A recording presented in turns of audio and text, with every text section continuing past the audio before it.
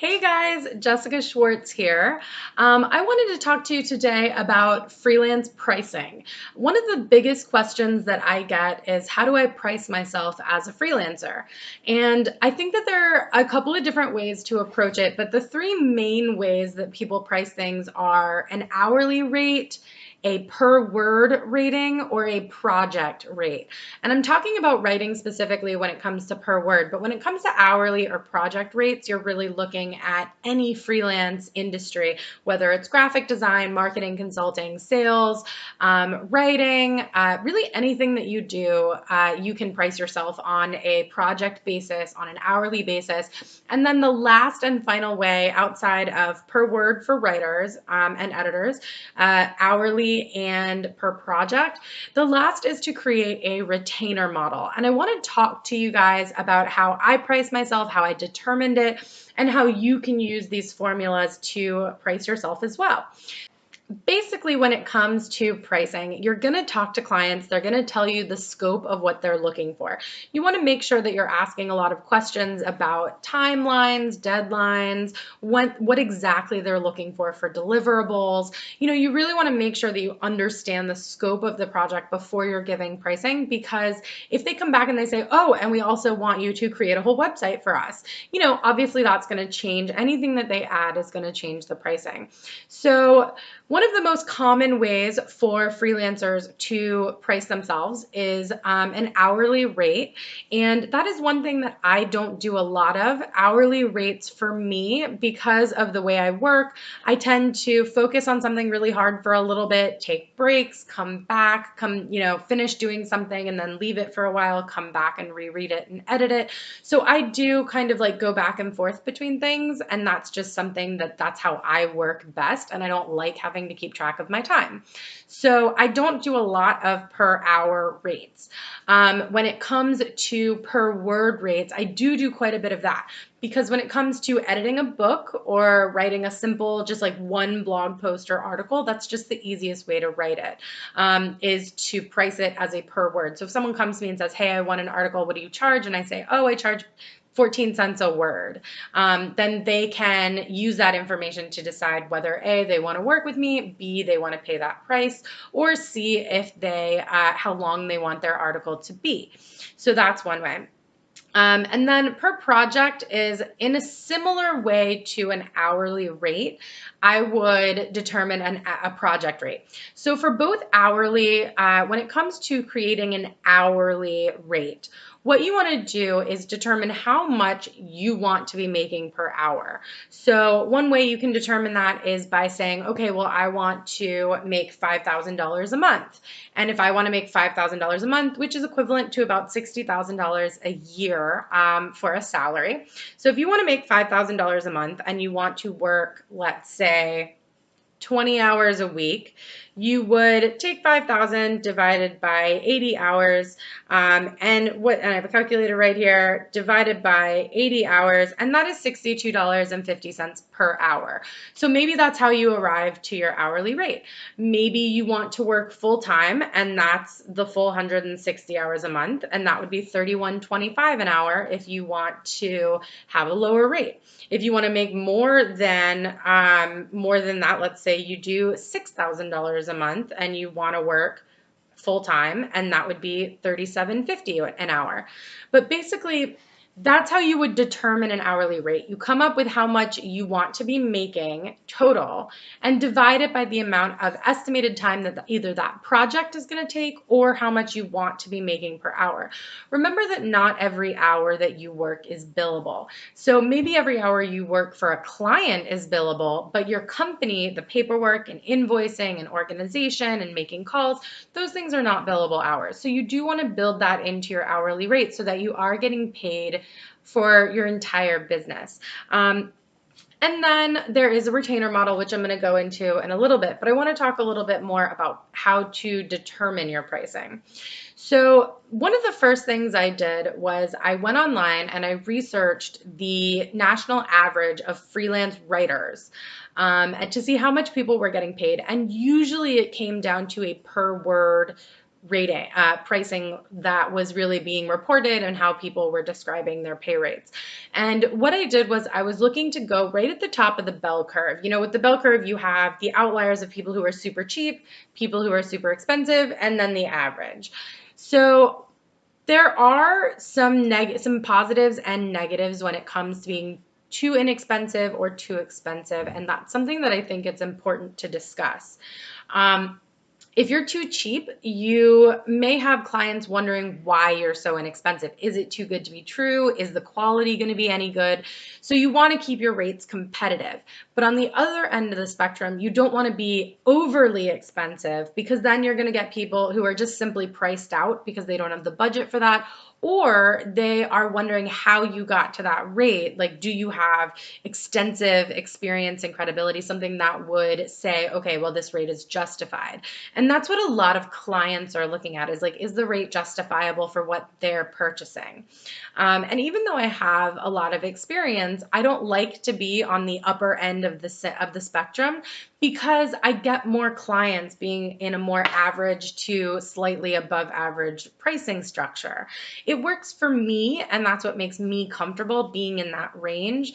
I don't like working through content mills, but Upwork and Constant Content and content mills like those, it feels to me like going for the lowest bidder. And I've had clients try to offer me 1 or 2 or 3 cents a word, and I just won't do it. It's not worth my time. Because look at it like this. Let's say that I have my calculator again. Let's say that at 3 cents per word, let's say, yeah, 3 cents per word times 1,000 word article is only $30. Now, obviously, you can do that math yourself, but think about how much you're actually getting paid. So for $30, you're writing 1,000 word article. Now, that's going to include sourcing a photo, usually, researching and writing the topic, going back and editing the topic. Let's say it takes me 3 hours to actually research, write about, cite all the sources I used, find the photo, and then upload the article for the client. 3 hours, even if it's 2 hours, let's say 2 hours, to give ourselves, more money an hour, that's only $15 an hour. And not only do I make more experience, do I have more experience than that and demand a higher pricing, but it's also not enough to pay all my bills. If I was only making $15 an hour, if you're doing $15 an hour times full-time work of 160 hours a month, that is $2,400 a month. And that's only if you're doing full-time work at $15 an hour. That's 40 hours a week, for Monday through Friday work, 8 hours a day, and 2,400. Now, my goal every month is to make at least $5,000 to $6,000.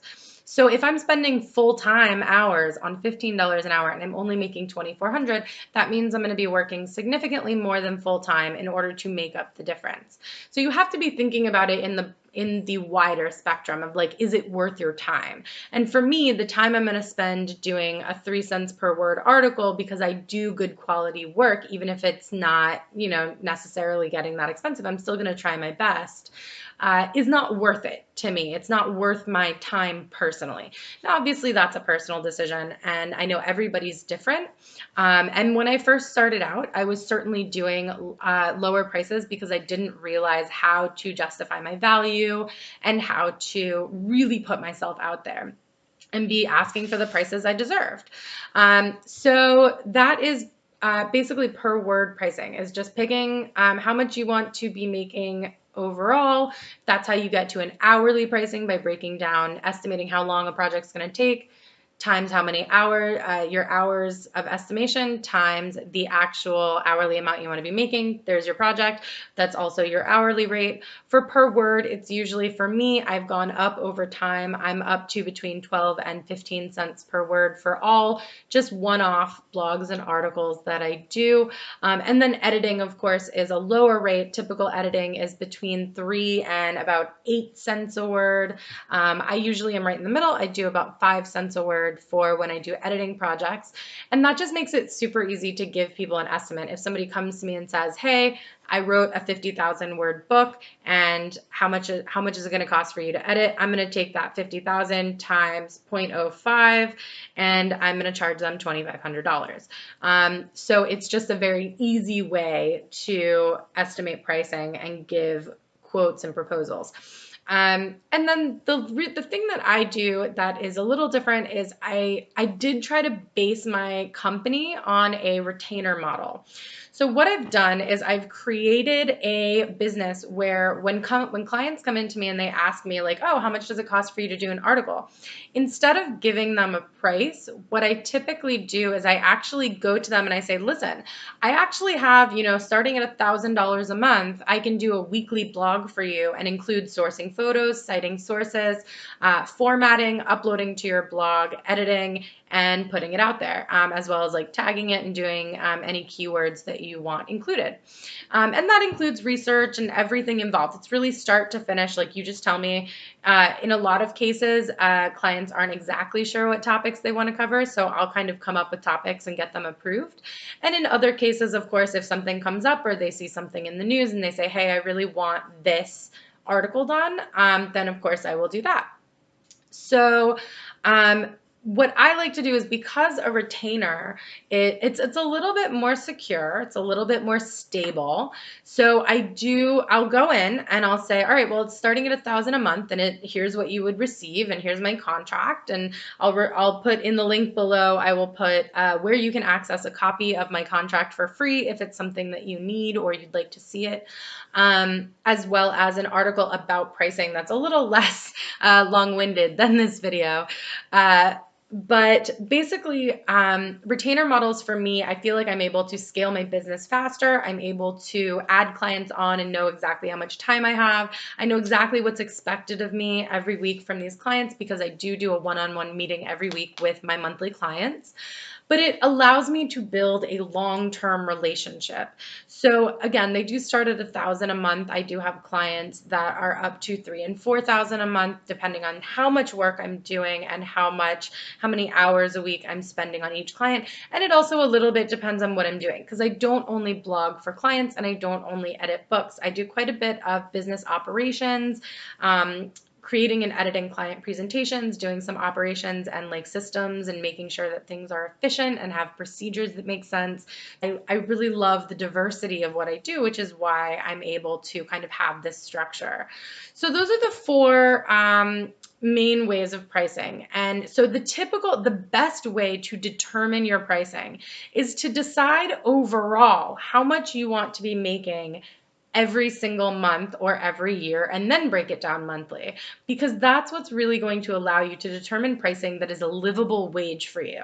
If you were to just say, oh, I'll do it for 3 cents a word, and then you find out that it's only $15 an hour or $10 an hour if it takes you a little longer, and then you're realizing at the end of the month that you didn't make very much, even though it seemed like you worked a ton of hours.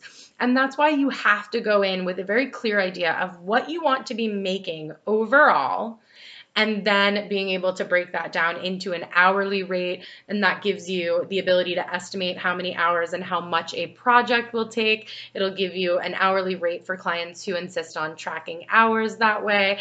It'll also give you a goal to go for in terms of writing and editing and per word rates, because you can see, if somebody gives me a 50,000 word book and I'm charging $2,500 an hour, I can estimate how long that's going to take, because I've edited 50,000 word books before and other length books. So I can estimate about how long that's going to take me to edit and make sure that the 5 cents a word that I'm giving them, that quote, is going to be valuable and worth my time and justify the value of it. Obviously, justifying the value, there are going to be clients who push back. There's always going to be clients who push back on price. They want discounts, they want lower, maybe they didn't have the budget for that. I always tell people that you get what you pay for. When you're coming to me, you're getting great customer service, you're getting, I'm going to build a relationship, I'm going to be totally open and transparent what I'm working on. You're going to be able to access the document at all times and be able to keep track of what I'm working on if you want to. You're always going to know what I'm doing. I'm not going to keep you in the dark or surprise you with any changes.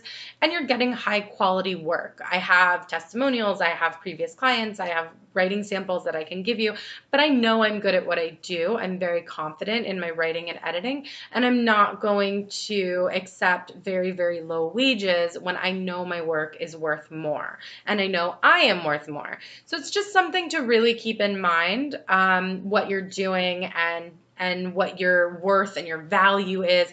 Because if people are willing, here's the thing.